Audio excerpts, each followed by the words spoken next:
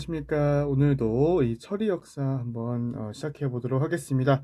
자, 오늘은 대한제국과 광무개혁이라는 주제를 가지고 한번 이야기를 해볼 텐데요. 자, 들어가기 전에 우리 지난번에 말했었죠. 우리 조선이 지금 길을 가고 있습니다. 조선이 근대화라는 목표를 가지고 향하고 있는데 두 가지 갈림길이 나타났다고요. 하나는 민권을 강조하면서 민권, 백성, 시민들의 권리를 강조하면서 근대화로 나가는 방향이었고요. 다른 방향은 황제권이었어요. 황제권을 강화하면서 근대화로 나가는 방향이 있었다. 두 가지가 있었다. 자, 그 중에서 이 민권의 향상을 바랬던 단체가 우리 지난 시간에 배웠던 독립협회라는 단체였고요. 황제권을 추구했던 것이 바로 오늘 배울 대한제국, 고종이 세웠던 대한제국과 거기에 시행했던 광무개혁이라고 보면 되겠습니다. 자, 오늘 교과서 읽어보면서 하나씩 살펴볼 텐데요. 자, 한번 읽어보겠습니다. 자, 아간파천 이후 드디어 고종이 어디요? 러시아 공사관에서요. 아간파천이 러시아 공사관으로 왕이 이동한 걸, 왕이 피신한 것을 의미하는 거였죠. 자, 그랬던 고종이 러시아 공사관에서 드디어 경운궁, 지금의 덕수궁으로 환궁 돌아옵니다. 자, 그러면서요, 고종이 돌아온 뒤에 떨어진 국가의 위신을 높이기 위해서 황제로 즉위하게 되는데, 선생님 갑자기 황제로 즉위한다고요? 그게 가능해요? 당시에 어떤 일이 있었냐? 이 조선을 둘러싸고요, 러시아와 일본이 서로 견제를 하고 있었습니다. 자, 그러면서 일본과 러시아가 서로 견제하면서 아이러니하게도 이 안에서 세력이 균형이 이루어지게 되는 거예요. 자, 이렇게 외세 간섭이 조금 약해진 틈을 타서 우리는 대한제국이라는 것을 선포하게 되었다.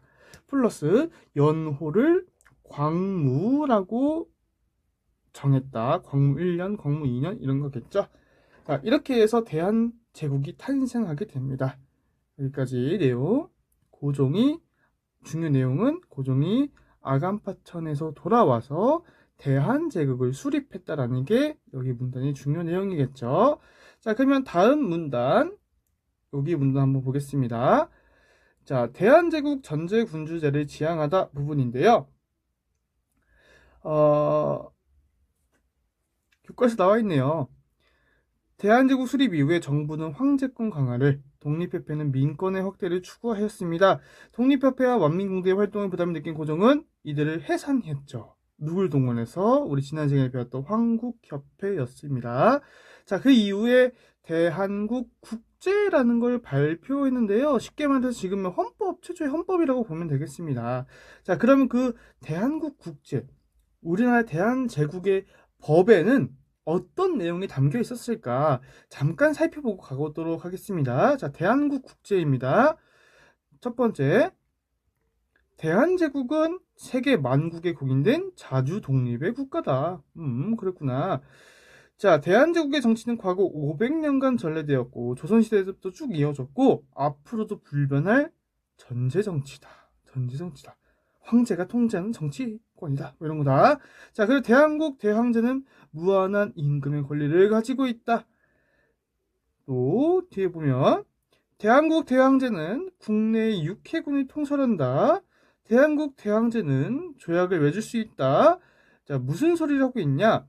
뒤에 본문으로 와서 황제가 육해군 통솔, 군사권을 가지고 입법권을 가지고 행정권을 가지고 사법권을 가지고 황제는 무슨 권한 모두 갖고 있어요. 이제 규정한 법이라고 할 수 있습니다. 아하, 다시 정리해서요. 여기에 핵심 문단, 대한제국의 법이었던 대한국 국제를 발표했는데요. 이 대한국 국제의 내용이 뭡니까? 황제권을 강화하겠다. 황제권은 이런 걸 가지고 있다라고 명시한 것들이었습니다. 그쵸? 여기에 우리 백성의 권리, 우리 시민의 권리가 나타나 있나요? 없어요. 없어요. 자, 뭐 황제에 대한 권리만 명시한 게 우리 최초의 헌법이라고 할 수 있는 대한국 국제였다.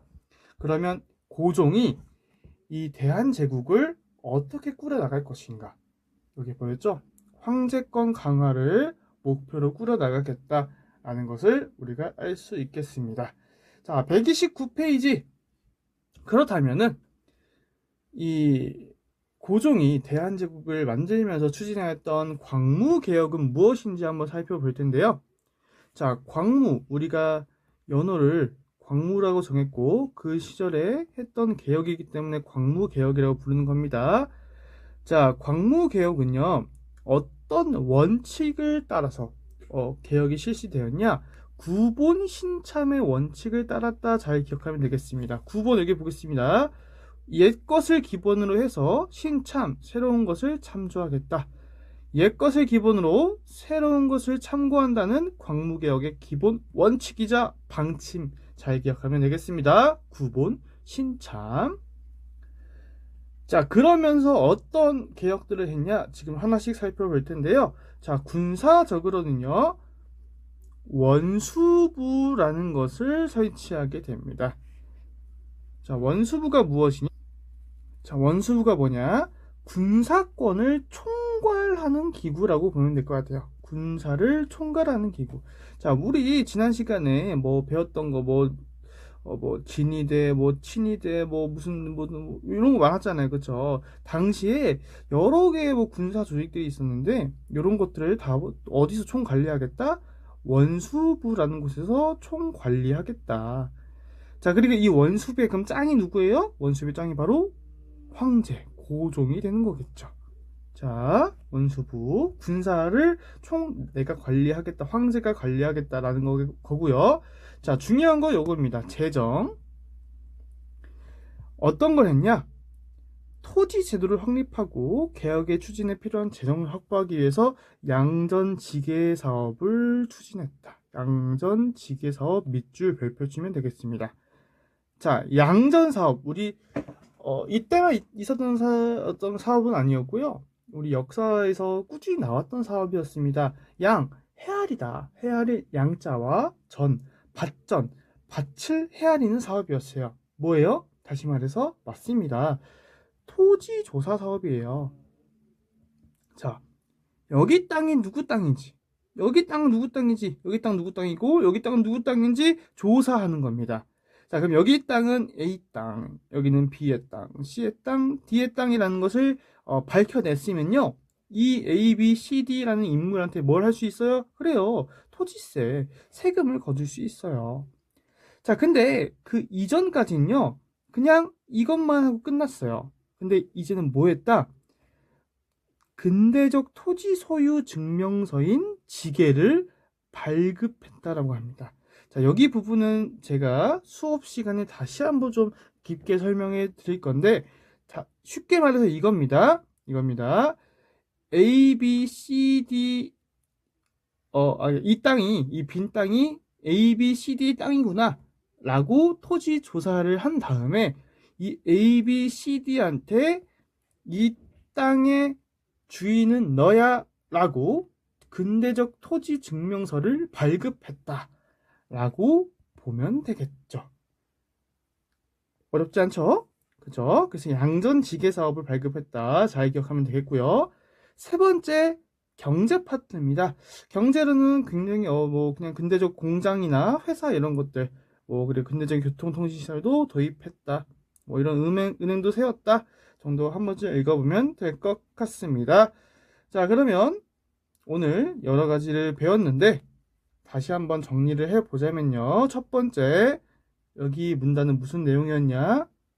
여기 문단은 고종이 아관파천에서 돌아와서 대한제국을 수립했다라는 중요한 내용이 있었고요. 여기에서는 두 번째 문단에서는 고종이 뭐 했습니까?